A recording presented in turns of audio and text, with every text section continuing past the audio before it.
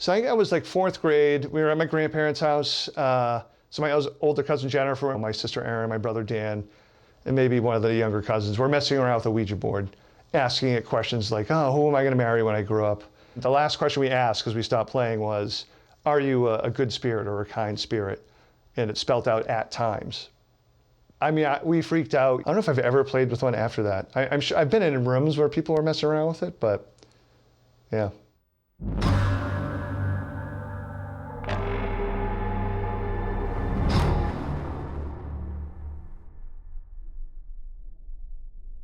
Days and weeks pass without another special lesson. Our first term grades are good, and we lose ourselves in the responsibilities of senior year, of college recommendations and applications and social requirements. On the first day of winter term, the TV returns. Mr. Sorrent doesn't have to tell us what to do. We pull our chairs in tight and put away our books. Mr. Sorrent says, "Lesson 2, gang." There's a collage of clips and images, nothing in focus for more than a second or two, of car accidents. The kind of stuff some of us saw in driver's ed. The images of crushed and limbless, decapitated bodies are intercut with scenes from funerals, and there are red-eyed family members wailing and crying and breaking apart. Then the video ends with a teenage boy alone in his room. There's no sound. His head is shaved to black stubble, and he wears a sleeveless white t-shirt. The room is dark, and he scowls. There's no warning, and he puts a handgun in his mouth and pulls the trigger. A dark mist forms behind his head, and then he falls out of the picture. Mr. Sorrent switches to the preschool video, still paused where he left it. He runs the video for a frame. The boy is still floating in horizontal, but it's getting closer to the wall. On the wall, bottoms of the finger paintings are curling up, heading toward the ceiling as if everything could fly. None of the boy's classmates know what is happening yet, but we know. Mr. Sorrent says, "Don't forget to do your homework."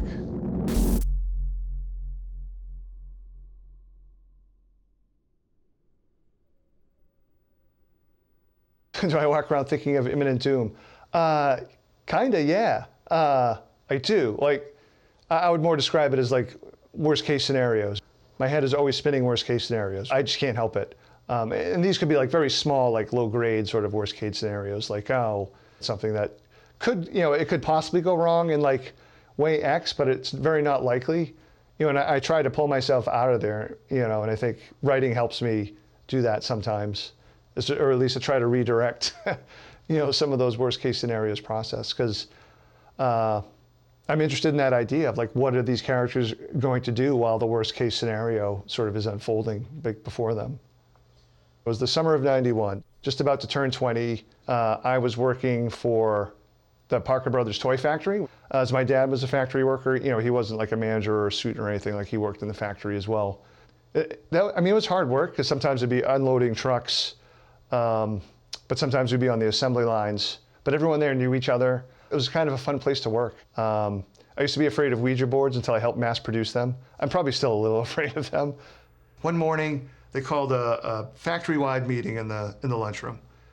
And so we all pile into the lunchroom. When I say we all pile, like, summer help, so mostly like college and high school kids, but then the people that work there year long. My dad was in the mailroom at that point in time, and even like the suits in the offices upstairs, all came down, and they just sort of like summarily announced, like, okay, Hasbro bought us, they're closing down the plant November 1st. And so it was like within like 10 seconds, everyone just found out that, oh, within 2 to 3 months, no one's gonna have a job here. I just remember hearing like, just the energy, but I mean, there were like cries and like, oh no, and gasps, and how it just totally changed everything. I couldn't get over how unfair it was that I was learning about my dad losing his job at the same time he was, someone who'd worked there like 25 years. I write about that moment a lot, even if it's not directly about that moment. These people are just stuck inside this wider maelstrom of things that are beyond their control. What do these characters do now? Jake sits in a chair at the front of the classroom. Jake is elderly and has no hair. His face is a rotting fruit, and he moves like a marionette with tangled strings. He grins. He wears only a hospital gown, blue and white socks and brown slippers. None of us want to be here. Jake says, "Thanks to the loving support of family and friends, even if I don't beat this disease, I'll still have won. You know what I mean?" We don't know what he means. We couldn't possibly know. He says more heroic things, things that win us over, things that speak to the indomitable human spirit we always hear about, things that inspire us, that make us want to be better people, things that make us believe. Then Mr. Sorrent says, "Okay, Jake." Jake drops the curtain on his yellow teeth and he slouches into his chair, his marionette strings cut. He tells us everything he said is bullshit. He tells us to fuck off. He hates our fucking guts because of our health and our youth and beauty. He hates us because we expect and demand him to be brave in facing his own withering existence. Because we expect him to make our own lives seem better or tolerable. He tells us we're selfish and that he'll die angry and bitter if he wants. That he's not here to die the right way for us. Fuck you, you fucks, he tells us. He doesn't give two shits about us, and he tells us that we'll all die the same way he will, alone.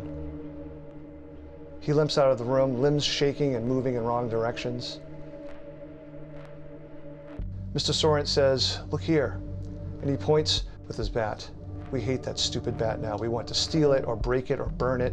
It's meaningless to us. The bat points at the TV screen tucked away in a corner of the room, framed by all those posters that are no longer cool, but trying too hard to be cool. We want to destroy those too. We want to destroy everything. Mr. Sorrent is still pointing with that ridiculous bat at the floating boy video. It moves ahead another frame. Class dismissed.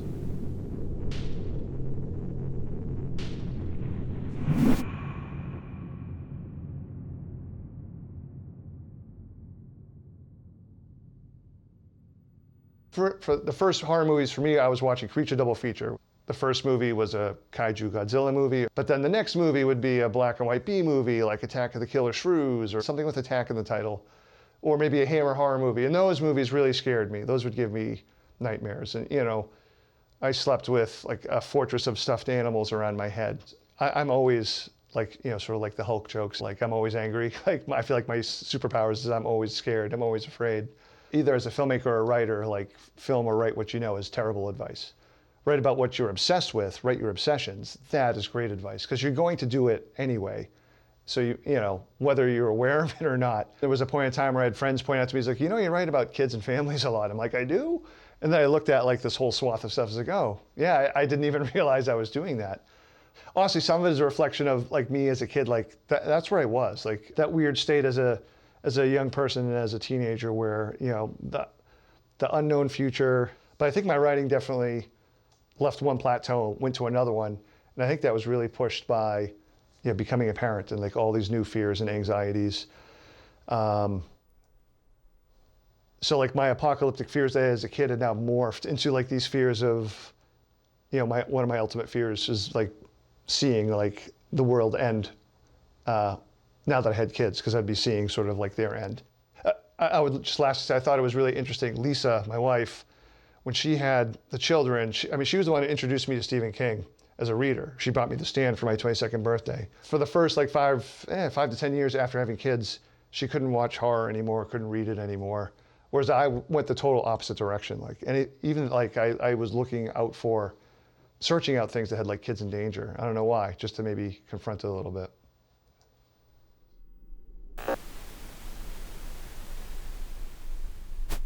I help Lance with his homework. Lance sighs like Dad whenever we finish a problem, as if he'd just completed the world's most demanding task. I tell him he better get used to it. My cell phone rings and Lance ducks under the couch cushions. Caller ID says it's Tom, my boyfriend, and I crawl under the cushions next to Lance. Tom hasn't called me all week. My last date with Tom was a movie. We watched the previews intently. During the movie, I wouldn't let him stick his hand into my jeans.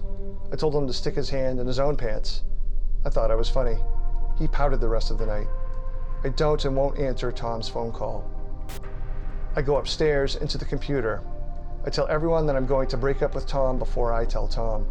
Tom hears it from somebody else and he yells at me through cyberspace, capital letters and multiple exclamation marks and no smiley faces. I make jokes about him masturbating to porn. I make jokes about the size and smell of his dick. I don't do any homework for Mr. Sorrent's class.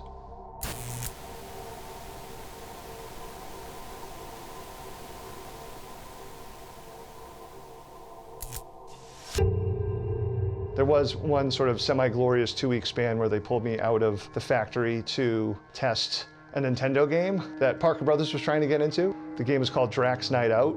You were Dracula, and they were doing some sort of commercial tie-in with Reebok sneakers, because when Dracula was running around his castle, you'd see floating pump sneakers. You'd grab the sneakers and you hear tss, tss, tss. The video game never came out, surprisingly.